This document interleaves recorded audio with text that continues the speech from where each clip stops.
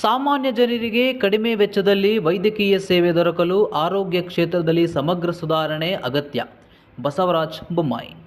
ಹೌದು, ಸಾಮಾನ್ಯ ಜನರಿಗೆ ಸುಲಭವಾಗಿ ಮತ್ತು ಕಡಿಮೆ ವೆಚ್ಚದಲ್ಲಿ ವೈದ್ಯಕೀಯ ಸೇವೆ ತಲುಪಿಸಲು ಆರೋಗ್ಯ ಹಾಗೂ ವೈದ್ಯಕೀಯ ಶಿಕ್ಷಣ ಕ್ಷೇತ್ರದಲ್ಲಿ ಸಮಗ್ರ ಸುಧಾರಣೆಗಳ ಅಗತ್ಯವಿದೆ ಎಂದು ಮಾಜಿ ಮುಖ್ಯಮಂತ್ರಿ ಹಾಗೂ ಸಂಸದ ಬಸವರಾಜ ಬೊಮ್ಮಾಯಿ ಅವರು ಪ್ರತಿಪಾದಿಸಿದ್ದಾರೆ.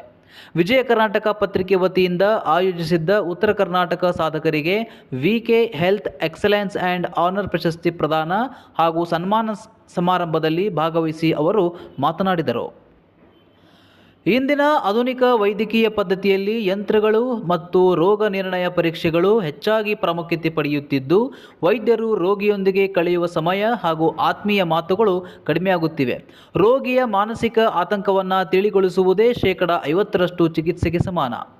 ಕಳೆದ 10 ವರ್ಷಗಳಲ್ಲಿ ವೈದ್ಯಕೀಯ ಸೀಟುಗಳ ಸಂಖ್ಯೆ 4 ಪಟ್ಟು ಹೆಚ್ಚಾಗಿದ್ದರೂ ಸ್ಪರ್ಧೆ ಕಡಿಮೆಯಾಗಿಲ್ಲ. ಮಕ್ಕಳು PUCಯಲ್ಲಿ ಓದಿದ್ದು ನೀಟ್ ಪರೀಕ್ಷೆಯಲ್ಲಿ ಬರೆಯಬೇಕು. ವೈದ್ಯಕೀಯ ಶಿಕ್ಷಣ ಅತ್ಯಂತ ದುಬಾರಿಯಾಗುತ್ತಿದೆ. ಇದು ಸಾಮಾನ್ಯ ಜನರಿಗೆ ಚಿಕಿತ್ಸಾ ವೆಚ್ಚ ಹೆಚ್ಚಾಗಲು ಕಾರಣವಾಗುತ್ತಿದೆ. ಟ್ಯೂಷನ್ ಮತ್ತು ಕೋಚಿಂಗ್ ಸೆಂಟರ್ಗಳು ಹೆಚ್ಚಾಗಿ ನಿಯಮಿತ ಕಾಲೇಜುಗಳನ್ನೇ ಹಿಂದಿಕ್ಕುತ್ತಿರುವುದು ಕಳವಳಕಾರಿ ಸಂಗತಿ ಎಂದರು. ಕೋಚಿಂಗ್ ಸೆಂಟರ್ಗಳು ಶಿಫಾರಸು ಮಾಡುವ ಕಾಲ ಬಂದಿದೆ. ಎಲ್ಲ ಕೋಚಿಂಗ್ ಸೆಂಟರ್ಗಳವರು ಫಸ್ಟ್ ರ್ಯಾಂಕ್ ಅಂತ ಹೇಳಿಕೊಳ್ಳುತ್ತಿದ್ದಾರೆ.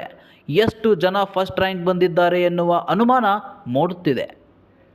ಈಗ 10 ವರ್ಷದಲ್ಲಿ 1 ಲಕ್ಷಕ್ಕೂ ಹೆಚ್ಚು ಸೀಟುಗಳಾಗಿವೆ, ಹೆಚ್ಚು ಕಾಲೇಜುಗಳಾಗಿವೆ.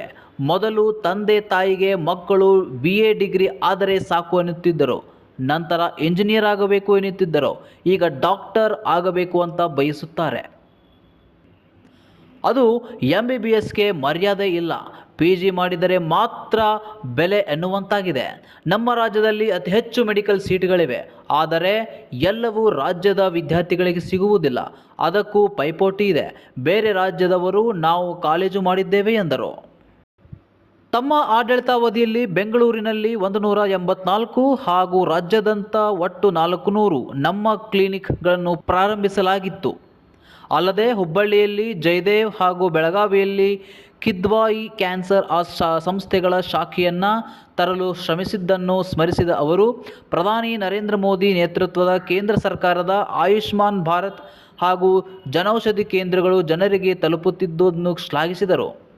ವೈದ್ಯಕೀಯ ವೃತ್ತಿಯು ಕೇವಲ ಹಣ ಗಳಿಕೆಯ ಹಾದಿಯಾಗದೆ ಮಾನವನ ದೈಹಿಕ ನೋವನ್ನು ನಿವಾರಿಸುವ ಅತ್ಯಂತ ಪವಿತ್ರವಾದ ಕಾಯಕ.